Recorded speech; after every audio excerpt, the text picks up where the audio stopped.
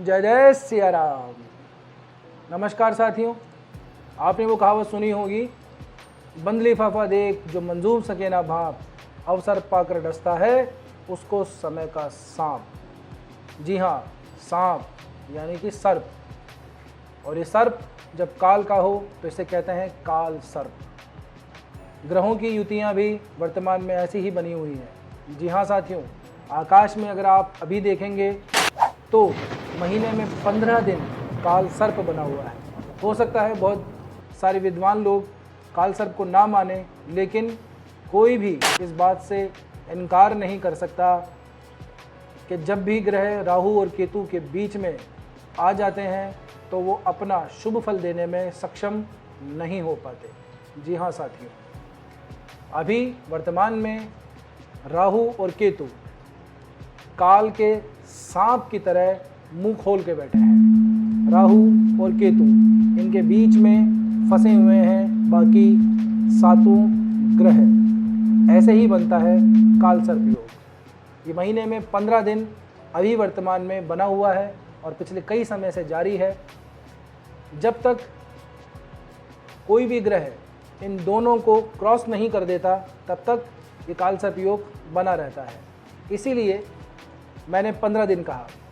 चंद्रमा क्योंकि बहुत जल्दी मूव करते हैं, इसीलिए 15 दिन ये बीच में रहते हैं और 15 दिन इनके बाहर रहते हैं। इसलिए महीने में 15 दिन काल सर्प योग बना हुआ है। लेकिन ये 15 दिन का भी जो समय है ये भी बहुत कठिन है। तो क्या ये काल सर्प योग हमेशा बना रहेगा? टूटेगा नहीं, टूटेगा। ये तब टूटेगा जब मंगल महाराज जो अभी वर्तमान में अपनी नीच की राशि कर्क में चल रहे हैं, फिर ये सिंह राशि में आएंगे जहाँ पे ऑलरेडी केतु 18 मई को गोचर कर चुके होंगे। जब तक मंगल महाराज केतु को क्रॉस करके चले जाते तब तक ये काल सर्प बना रहेगा। ऐसी स्थिति सामान्य नहीं होती, ये बहुत ही असामान्य स्थिति होती है और इसका देश काल सब पे प्रभाव पड़ता है। आप पे प्रभाव पड़ेगा, मुझ पे पड़ेगा, इस चराचर जगत के ऊपर इन ग्रहों की युति का प्रभाव पड़ेगा। हो सकता है कि आपको ये वीडियो डराने वाला लग रहा हो, मेरी बात आपको ऐसी लग रही हो कि मैं बहुत ज़्यादा चीज़ों को बढ़ा चढ़ा के बता रहा हूँ, लेकिन ऐसा नहीं है। क्योंकि मैंने पहले भी कुछ तिथियों को लेकर के, कुछ डेट्स को लेकर प्रेडिक्शन दी थी जो बिल्कुल सही साबित हुई। 29 मार्च की मेरी प्रेडिक्शन बिल्कुल ठीक हुई। उसके जस्ट एक आध दिन बाद में ही बहुत बड़ा अर्थक्वेक आया था। 15 अप्रैल की जो प्रेडिक्शन थी वो भी बहुत ठीक रही। अफगानिस्तान में अर्थक्वेक आया था और भी बहुत सारी चीज़ें हुई। अब मैं आपको कहने जा रहा हूँ कि ये पूरा साल ही जो है वो बहुत ही संभल के चलने वाला है। जी हाँ, ये समय है को बहुत बड़ी प्राकृतिक आपदा का, ये समय है किसी भूकंप का, किसी सुनामी का, किसी बहुत भयानक बाढ़ का। ये समय है मनुष्यों के बीच में वैमनस्य का, तनाव का, दो धर्मों के बीच में होने वाली हिंसा का। और ये वर्तमान में आप देख भी रहे हैं। और एक पॉडकास्ट में ये बात पहले भी कह चुका हूँ कि इस समय पे दो धर्मों के बीच में विवाद बढ़ता है, क्योंकि ग्रहों की जो युतियाँ हैं वो इन विवाद को, इस वैमनस्य को सपोर्ट करती हुई दिखाई देती हैं। जब वक्फ बोर्ड बिल पास हुआ था संसद के थ्रू, तभी ये लग गया था कि अब आने वाले समय में कुछ तनाव होने वाला है। और पश्चिम बंगाल में जो हो रहा है उससे हम सब लोग वाकिफ़ हैं। लेकिन ये क्या यहीं रुक जाएगा? भगवान न करे ऐसी स्थिति बने, क्योंकि मैं किसी चीज़ को सपोर्ट नहीं करता हूँ, किसी भी गलत चीज़ को सपोर्ट नहीं करता हूँ। मैं क्या, कोई भी नहीं करता होगा। लेकिन ग्रहों की जो युतियाँ हैं मैं उसके अनुसार बता रहा हूँ।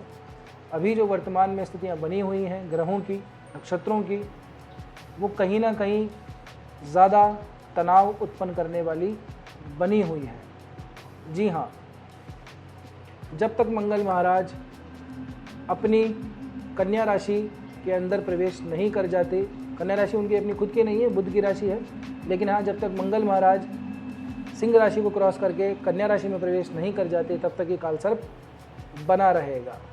मैंने कहीं अपने किसी एक वीडियो के अंदर ये बात कही भी थी कि आने वाले समय के अंदर हिंसात्मक घटनाएं भी हो सकती हैं और ऐसा हो रहा है और ये और बढ़ेंगे। आप सभी से अनुरोध है कि जब आप कहीं घूमने का प्लान कर रहे हैं, कोई ट्रिप प्लान कर रहे हैं, तो ऐसी जगह जाने से बचें जहाँ पे बाढ़ आने की संभावना है, जहाँ पर लैंडस्लाइडिंग होती है, जहाँ पे भूकंप लगातार आते रहते हैं, ऐसी जगहों पे जाने से बचिए।